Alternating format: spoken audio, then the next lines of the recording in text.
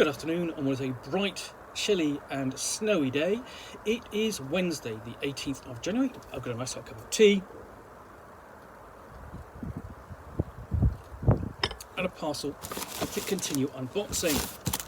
So delving into this, I have already pulled out a couple of things. So that includes, move that out of the way. So Frozen Time for Dungeon Crawl Classics and Chaos Rising again for Dungeon Crawl Classics. And then below that I have Dungeons of Drakkenheim, out of the way, which is for 5th edition, so it's compatible with Dungeons and Dragons 5th edition, and this is from Forged with Ghostfire. So, Dungeons of Drakkenheim. Drakkenheim is no more. An eldritch storm of falling stars devastated the city on that woeful eve, leaving behind a meteor that would have lasting effects. 15 years later, Drakkenheim is a dismal urban wasteland contaminated by otherworldly magic and haunted by hideous monsters. Fantastic wealth, lost knowledge and powerful artifacts lie ready for the taking by adventurers brave or foolish enough to venture into the ruins. However, even those who survive the dangers of Drakkenheim may not return unmarked by its terrors. Campaign overview. Dungeons of Drakkenheim is a fantastic adventure set in a gothic Renaissance ruined city. The campaign is designed with 4 player characters in mind, so adjust accordingly for smaller or larger groups. You can play Drakkenheim as a series of loosely connected exploration quests, or an unpredictable narrative filled with faction conflict. The material will challenge characters from 1st to 13th level. Okay, exploration. Characters embark on dangerous expeditions into monster-filled ruins, haunted streets, decrepit gardens, shattered mage towers, baroque cathedrals and ancient castles to plunder treasure and solve mysteries. Interaction. 5 rival factions clash over the ruins of Drakkenheim. A tangled web of secret subterfuge and sabotage awaits when the factions' opposing objectives and your character's personal goals come into conflict. So, this kind of sounds, on first glance, bit like there's a couple of kind of Smash City campaigns out there, primarily actually for kind of wargaming or skirmish wargaming. So you're thinking about Frostgrave from Osprey, and then you go back for Warhammer, the Warhammer world, the old world. Then you're looking at perhaps Mordheim as sort of like great damaged cities, which are essentially settings for gaming. But this is a role-playing campaign for Dungeons and Dragons. So we open up and we have quite a large map, or basically a portrait map rather than landscape map of Mordheim, of Drakkenheim. And I think that's the other thing that kind of makes you think of Mordenheim, is the name.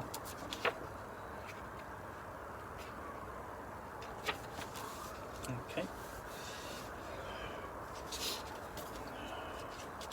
And we have we've got the chapter 1, Introduction to Drakkenheim, a good overview of the city. So essentially, if you look at the city there, you've got the great mage tower towards the sort of the middle, amidst the brick garden, and at the back you've kind of got the castle. So you kind of think, if you think of this, I would think, if you think of this as sort of as level 1 to 13, you know, here we have the initial streets, sort of like perhaps level 1, you get into mid-level here, and the 13th level at the end there, sort of thing. And you know, out upon first glance, it may well be otherwise. So this is a campaign overview, the fact that it's a broken realm, rival factions, that the player characters will clash with throughout the campaign.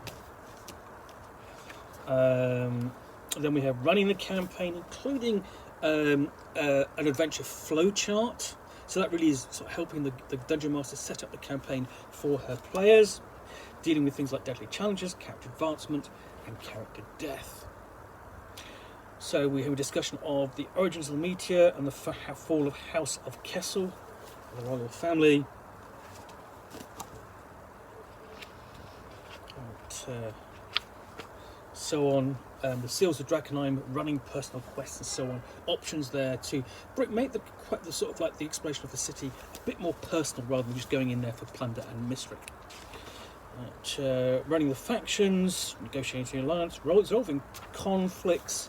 Again, good advice there, because you know the exploration is all going to be very, very well, got a lot of fun, but bringing in the factions means you get to role play with the NPCs as well, you know, in and around the exploration. So just flip. Yes, I can. Okay, so rival adventurers and parties and how to start the campaign.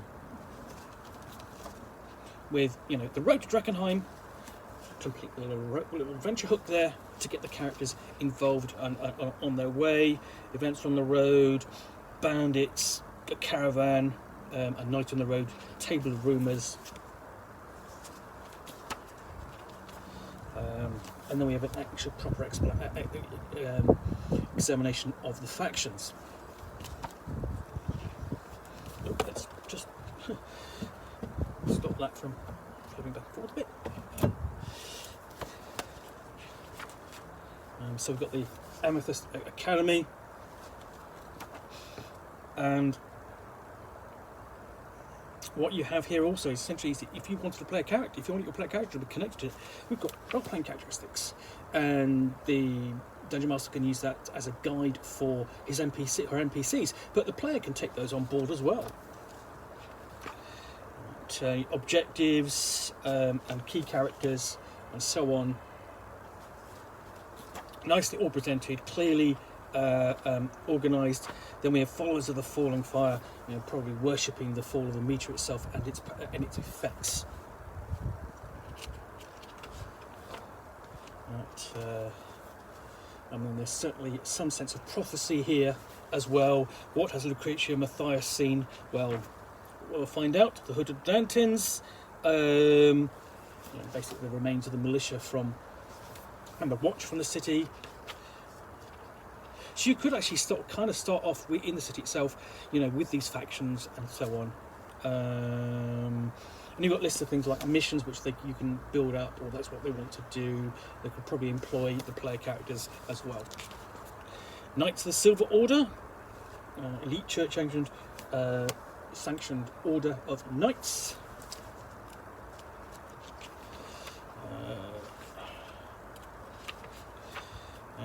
You know, basically, similarly, missions and boons you can undertake and earn. The Queen's Men.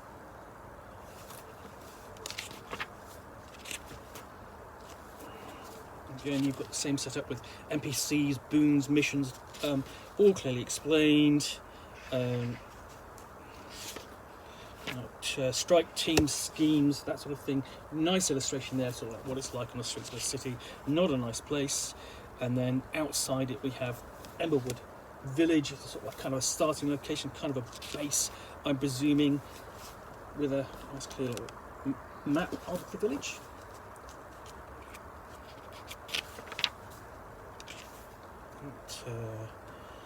So good overview. Then we get on to a guide to exploring Drakkenheim.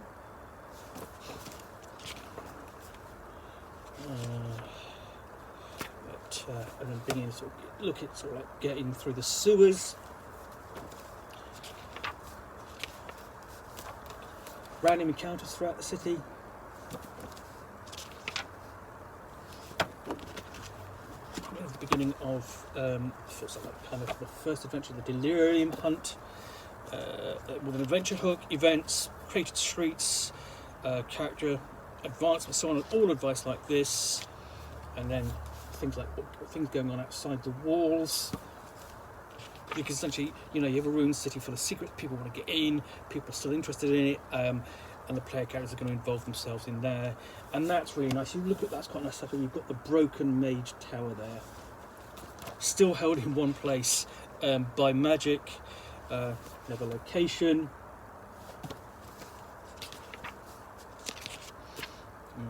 Buckle Down Row with its fighting pits. And there they are staging the event, you know, my lords, ladies and gentlemen sort of thing, or, you know, tonight we have the fight you've all been waiting for. Chapel of Sabrina. Again, another location to investigate. Nice clear maps on here. I do like these. They're quite nicely done, and they're made different. I mean, they are put on this parchment style.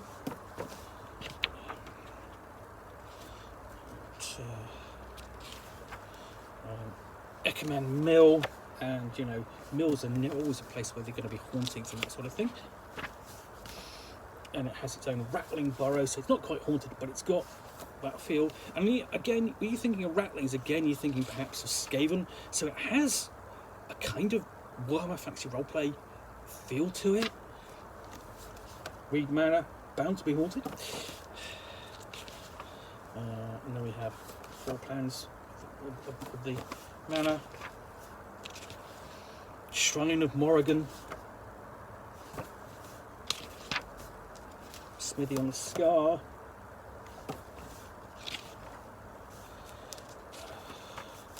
Chapter 7, inside the walls of Drakkenheim. So we have Champion's Gate, all basically the big gates, the main entrances to the city. Battle of Temple Gate, War at the Gate. These are great big events. You know, the cosmological clock tower.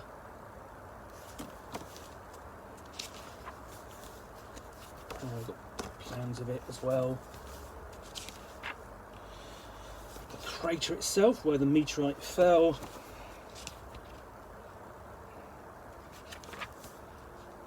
And throughout, you've got this constant sort of, you know, what happens next? What's going to follow from the events that occurred here with these development box sections. The Kleinberg Estate, and again, nice floor plans. The Old Town Cistern. Bound to have something foul in it now. It's been unoccupied for and unattended for 15 years. The Queen's Park, so you know, bound to be overgrown and affected by the magic, and going to be plant horrors.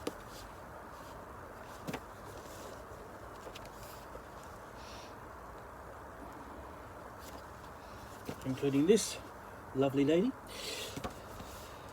And again, basically quite a long, lengthy section of development here.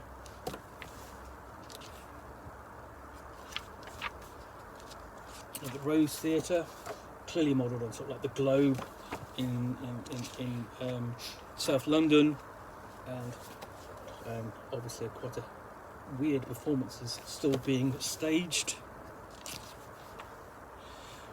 And then we've got the Cathedral Catacombs.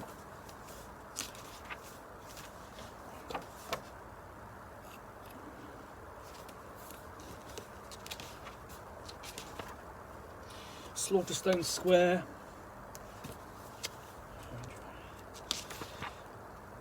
Faction strongholds in and around Drakkenheim.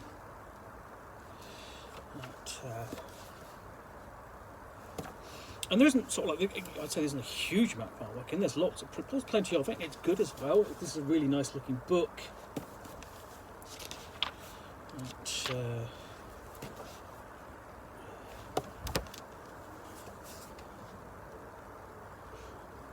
we got Drakkenheim Garrison.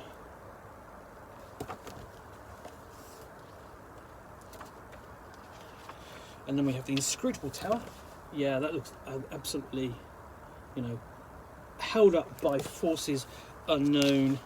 And you've got a great sort of like illustration of it, sort of technically, and then it's illustrated there with a fantastic piece of artwork. And then inside it as well,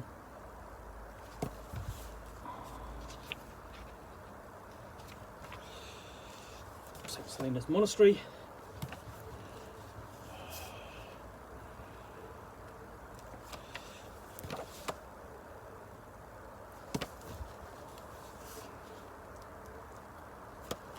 And then Castle Draken itself at the far end of the city. You know, as you can see, you know, which I showed you in that opening view. Let's see if I can find it. The city. Yeah, there we go. So we've got all these, and they've got Castle Draken right at the back there.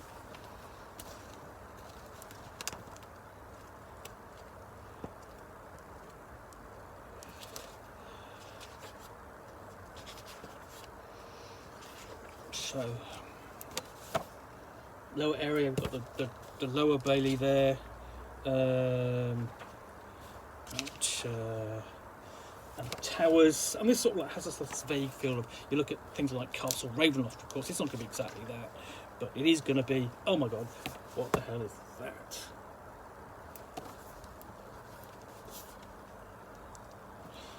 And then the throne room itself, it's just been sort of like, you know, that's going to be almost the culmination of the campaign, you know, ascending into the castle, exploring it, and then we have at the end the fate of Drakkenheim.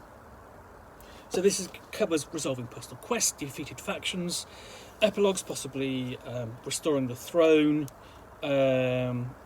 city remaining sequestered, anarchy, you know, all depending upon the player character's actions. They're going to drive the story.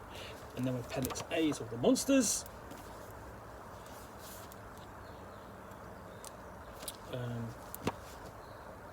And new monsters like the Delirium Dreg. There. Haze Hulk, Proteum Abomination. Contaminated Elementals. And Warlock of the Rat God.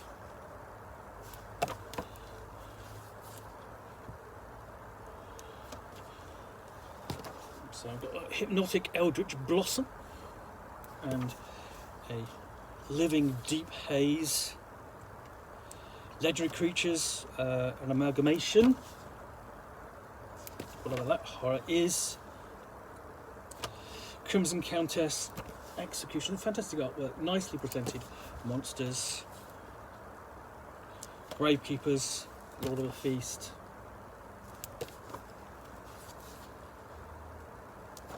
Pale Man, Rat Prince. And we've got non-player characters in the back as well.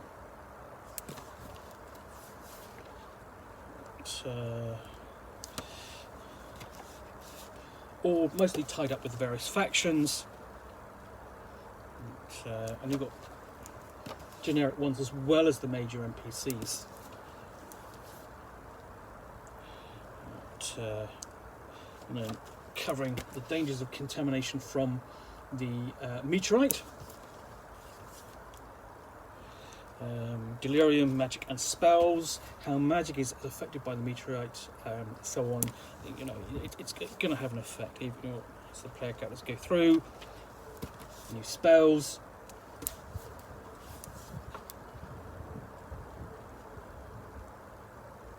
And we've got a bit more information about the wider world as well at the end, putting it in context. And it's sort of like, again, it has that kind of European kind of feel to it. So yes, parallels again to be drawn with the old world of Warhammer Fantasy Roleplay. And then widening out further to look at the cosmos. And yes, it does involve firearms as well. And it's got a historical timeline. And then specific character backgrounds for the setting, so you know you can tailor your player characters more tightly to the campaign.